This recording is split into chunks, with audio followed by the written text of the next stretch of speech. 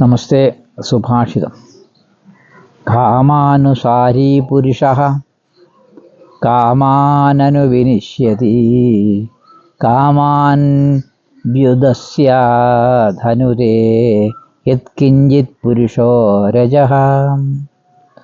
ഇതിൻ്റെ അർത്ഥം പറയുന്നത്, സുഖഭോഗങ്ങൾക്ക് പിന്നാലെ പായുന്ന മനുഷ്യൻ അവയാൽ തന്നെ നശിക്കുവാനിടയാകുന്നു. എന്നാൽ വിവേകമുള്ളവർ സുഖഭോഗങ്ങൾ ത്യജിച്ചുകൊണ്ട് ജീവിച്ച് ജനന മരണരൂപമായ സംസാര ദുഃഖത്തിൽ നിന്ന് രക്ഷപ്പെടുന്നു എന്നാണ് ഇവിടെ ഈ സുഭാഷിതത്തിൻ്റെ അർത്ഥം നമ്മളെ മനസ്സിലാക്കുന്നത്. അപ്പം സുഖഭോഗങ്ങൾക്ക് പിന്നാലെ പായുന്ന മനുഷ്യൻ, സുഖലോലുപമായ ജീവിതം നയിക്കാൻ ആഗ്രഹിക്കുന്നവർ അതിൻ്റേതായിട്ടുള്ള ജീവിത രീതിയിലൂടെ മുമ്പോട്ട് പോകുമ്പോൾ തൻ്റെ ജീവൻ തന്നെ പൊലിഞ്ഞു പോകും. പെട്ടെന്ന് തന്നെ ജീവൻ തന്നെ പൊലിഞ്ഞു പോകും.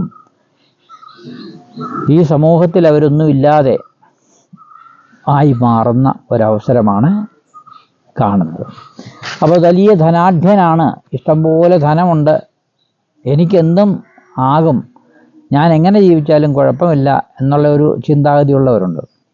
അവരുടെയൊക്കെ ധനം കൺമുമ്പിൽ തന്നെ ഇല്ലാതാകുന്നു. കാര്യം അവരുടെ ജീവിത രീതി തന്നെ അങ്ങനെ ആയതുകൊണ്ട് കൺമുമ്പിൽ തന്നെ അവരുടെയൊക്കെ ജീവിതം ഇല്ലാതെയാകുന്നു. എന്നാൽ വിവേകമുള്ളവർ, ബുദ്ധിയുള്ളവർ അങ്ങനെയല്ല. അവർ സുഖലോലുപങ്ങൾക്ക് പിന്നാലെ പായുന്നില്ല.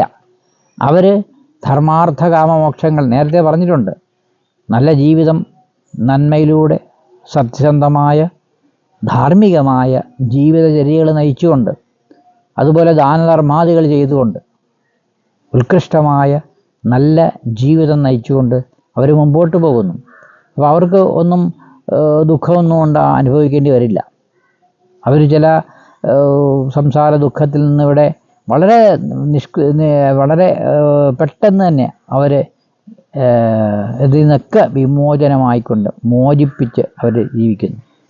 അവരുടെ ഈ ദുഃഖങ്ങൾ അവരൊന്നും അലട്ടത്തില്ല. മനപ്രയാസങ്ങളോ പ്രശ്നങ്ങളോ ദുരിതങ്ങളോ ദുഃഖങ്ങളൊന്നും അവരെ അലയത്തില്ല, അവരെ അലട്ടത്തില്ല. കാരണം അവർ ജീവിക്കുന്ന രീതി അതേപോലെയാണ്. ആവശ്യത്തിനനുസരിച്ച് നമ്മൾ ചെയ്യുമ്പോൾ, ചെയ്യേണ്ട കാര്യങ്ങൾ, ചെയ്യരുതാത്ത കാര്യങ്ങൾ ചെയ്യുമ്പോൾ നമുക്ക് ദുഃഖം അനുഭവിക്കുകയും നല്ലതല്ല രീതിയിലൂടെ ജീവിക്കുമ്പോൾ സുഖ അനുഭവങ്ങൾ നമുക്കുണ്ടാകുകയും ചെയ്യുന്ന ഇവിടെ സുഭാഷിതം സൂചിപ്പിക്കുകയാണ്. അപ്പോൾ സുഖലോലുപങ്ങൾക്ക് പിന്നാലെ പോകാതെ വിവേകികളത് എല്ലാം മനസ്സിലാക്കി ജീവിക്കുന്നു എന്നിവിടെ സുഭാഷിതം സൂചിപ്പിക്കുകയാണ്. നമസ്തേ.